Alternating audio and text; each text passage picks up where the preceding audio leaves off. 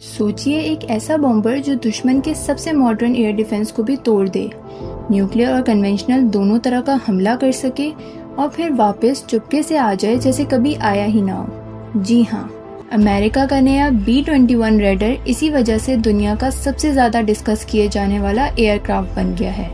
और अब US air force ने भी इस प्रोजेक्ट को और तेज़ कर दिया है, एक नहीं बल्कि दूसरा टेस्ट एयरक्राफ्ट उड़ाकर।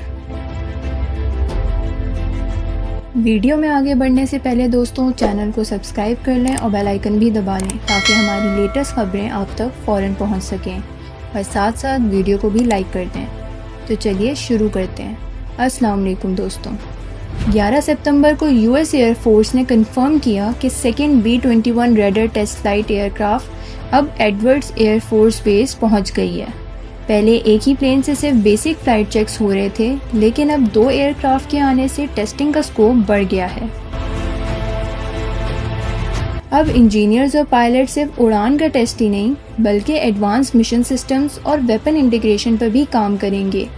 मतलब अब देखा जाएगा कि ये बॉम्बर असल वॉर साइनेरियोज में कैसा परफॉर्म करेगा। अब इसकी डिटेल्स के बारे में बात करते हैं।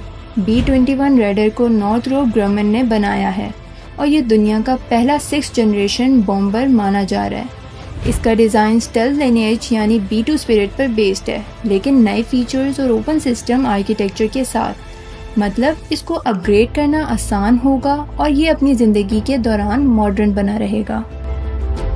ये न्यूक्लियर और कन्वेंशनल दोनों पेलोड्स कैरी कर सकता है। इसका असली मकसद है कि वो ऐसे कॉन्टेस्टेड एयर स्पेस में ऑपरेट करे जहां चाइना और रशिया जैसे मुल्कों के advanced air defence systems deploy हैं। एयरफोर्स का कहना है कि ये बॉम्बर 2050 तक बैकबोन बनकर रहेगा। टारगेट है कम से कम 100 एयरक्राफ्ट्स एक्वायर करना। हर एक की कॉस्ट अराउंड $800 मिलियन होगी। हिस्ट्री को देखें तो अमेरिका के स्ट्रैटेजिक बॉम्बर्स B-52, B-1 और B-2 स्पिरिट पहले से ही आइकॉनिक हैं, लेकिन B-2 लिमिटेड नंबर में प्रोड्यूस हुआ था हाई कॉस्ट की वजह से। B-21 रेडर का प्लान है कि इसे लार्ज स्केल पर डिप्लॉय किया जाए ताकि लॉन्ग रेंज स्ट्राइक फोर्स को सस्टेन किया जा सके। और याद रखिए, अभी हाल ही में जून में अमेरिका ने B-2 स्पिरिट बॉम्बर्स का इस्तेमाल ईरानियन न्यूक्लियर टारगेट्स पर स्ट्राइक के लिए किया था।